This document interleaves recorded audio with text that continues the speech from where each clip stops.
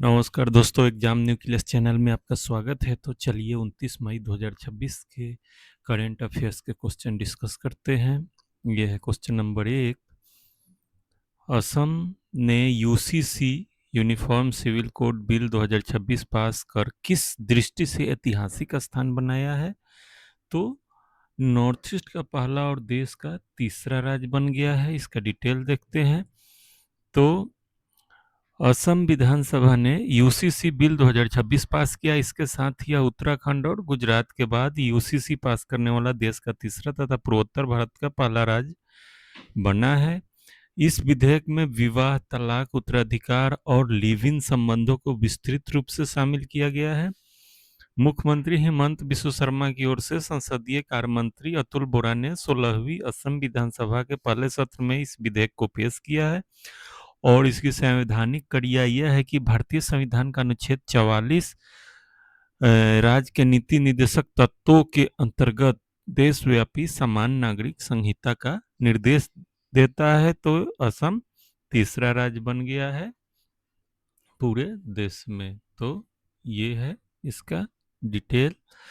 दूसरा क्वेश्चन, 27 मई 2026 को किस राज्य को उल्लास 9 साक्षरता कार्यक्रम के तहत पूर्ण साक्षर राज्य घोषित किया गया और उसकी वर्तमान साक्षरता दर क्या है? तो सिक्किम को घोषित किया गया है पूर्ण साक्षर राज्य और साक्षरता दर 99.82% है। इसका डिटेल देखते हैं। तो यह एक गौरवशाली उपलब्धि है। सिक्किम 27 मई को आधिकारिक तौर पर पूर्ण साक्षर राज्य घोषित कर दिया गया है। और उल्लास का मतलब है understanding life long learning for all in society. नव भारत साक्षरता कार्यक्रम के उत्कृष्ट कार्यान्वयन के तहत प्राप्त हुई है। और किस मंत्रालय के अंदर है? तो शिक्षा मंत्रालय द्वारा शिक्षा नीति 2020 के सिद्धांतों के तहत संचालित किया जा रहा है। कौन सा कार्यक्रम? तो उल्लास कार्यक्रम। तो ये था इसका डिटेल। तीसरा क्वेश्चन, 27 मई 26 को बीजिंग में इंडिया चाइना की कौन सी महत्वपूर्ण बैठक आयोजित हुई जो द्विपक्षीय सीमा मामलों पर केंद्रित थी? तो WMCC की 35वीं बैठक थी। इसका डिटेल यह है कि भारत और चीन के बीच 27 मई 2026 को working mechanism for consultation and coordination on India China border affairs की 35वीं बैठक संपन्न हुई। इसमें चर्चा बिंदु क्या है? तो बैठक सीमा प्रबंधन, गश्त व्यवस्था और वास्तविक नियंत्रण रेखा पर स्थिरता व सैन्य अलगाव बनाए रखने पर केंद्रित था। रणनीतिक सुधार क्या है? तो गलवान जो 2020 में हुआ था, गतिरोध के बाद दोनों देशों के बीच लंबित द्विपक्षीय मुद्दों को शीघ्र हल करने की दिशा में एक अत्यंत ठोस कदम है। देखना है कि ये हो पाता है या नहीं। चौथा क्वेश्चन, यूएन के प्रतिष्ठित डैग हैमर्स्कजोल्ड मेडल से मरणोपरांत सम्मानित किए जाने वाले 2 भारतीय शांति रक्षकों के नाम क्या है? तो लय हवलदार हरभजन सिंह, नायब सूबेदार सुजीत प्रधान इनका नाम है। और डिटेल यह है कि 2 बहादुर भारतीय शांति रक्षकों लैंस हवलदार हरभजन सिंह और नायब सूबेदार सुजीत कुमार प्रधान को संयुक्त राष्ट्र द्वारा डैग हैमर्स्कजोल्ड मेडल से सम्मानित किया जाएगा। बलिदान का सम्मान यह प्रतिष्ठित पदक संयुक्त राष्ट्र के शांति अभियानों में कर्तव्य की बेदी पर प्राणों को आहुति देने वाले जांबाज कर्मियों को दिया जाता है। और यह शुरू कब से किया गया? तो इस पद की स्थापना संयुक्त राष्ट्र के दूसरे महानतम महासचिव डैग हैमर्स्कजोल्ड की याद में की गई थी, जिनका निधन 1961 में कांगो यात्रा के दौरान हवाई दुर्घटना में हुआ था। तो 2 भारतीय शांति रक्षकों को यह पदक दिया जाएगा। पांचवा क्वेश्चन जो मौलिक अधिकारों से संबंधित है, उच्चतम न्यायालय ने हाल ही में संविधान के आर्टिकल 21 के तहत किस अधिकार को मौलिक अधिकार घोषित किया है? तो राइट टू ट्रॉमा केयर, आघात उपचार अधिकार के तहत है ये। तो सर्वोच्च न्यायालय का निर्णय है कि सुप्रीम कोर्ट ने स्पष्ट किया कि राइट टू ट्रॉमा केयर संविधान के अनुच्छेद 21 का एक अभिन्न अंग है, इसलिए यह एक मौलिक अधिकार है। अब इसे शामिल किया गया है, ऐसी व्याख्या सुप्रीम कोर्ट ने की है।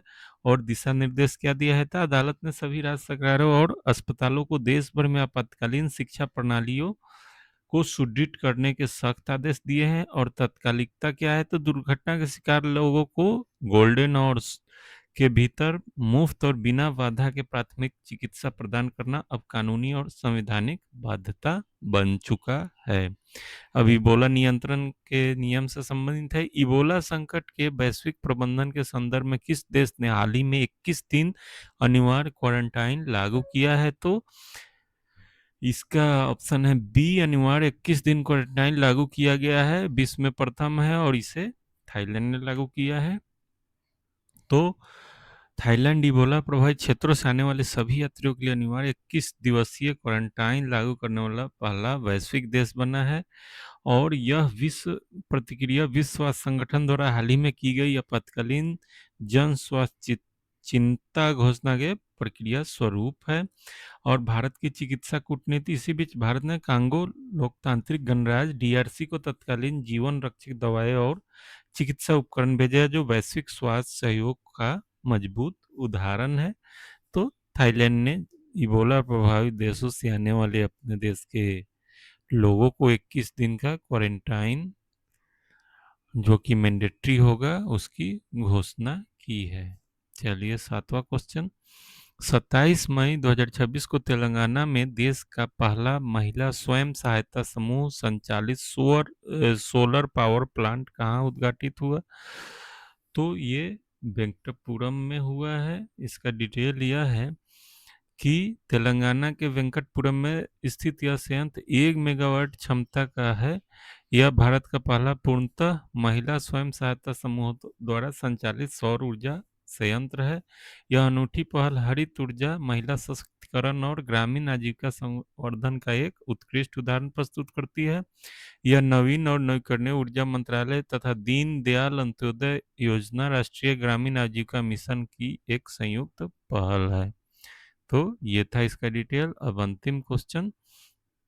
28 मई 26 को भोपाल में 91 वर्ष की आयु में निधन होने वाले सुप्रसिद्ध कवि, जो उर्दू के थे और जो अपनी सरल व बेहद भावपूर्ण गजलों के लिए लोकप्रिय थे, कौन थे? तो बशीर बद्र साहब थे। और इसका डिटेल यह है कि सुप्रसिद्ध उर्दू गजलकार और पद्म श्री डॉक्टर बशीर बद्र का 28 मई 2026 को भोपाल में 91 वर्ष की आयु में दुखद निधन होगा। और लंबे समय से डिमेंशिया नामक बीमारी से पीड़ित थे। और गजल शैली उनका क्या था? तो अपनी सरल, मधुर और आम आदमी के दिल को छूने वाली भावपूर्ण संवेदनशील गजलों के लिए पूरी दुनिया में अत्यधिक लोकप्रिय थे। और उनका प्रसिद्ध शेर क्या है? दुश्मनी जमकर करो लेकिन ये गुंजाइश रहे, जब कभी हम दोस्त हो जाए तो शर्मिंदा न हो। तो इसी के साथ ही आज का सेशन खत्म हुआ। इसका पीडीएफ लिंक इस टेलीग्राम चैनल से डाउनलोड कर सकते हैं। आप लोगों का वीडियो देखने के लिए बहुत बहुत धन्यवाद। और वीडियो को लाइक और शेयर करें और चैनल को सब्सक्राइब जरूर करें। Thanks for watching.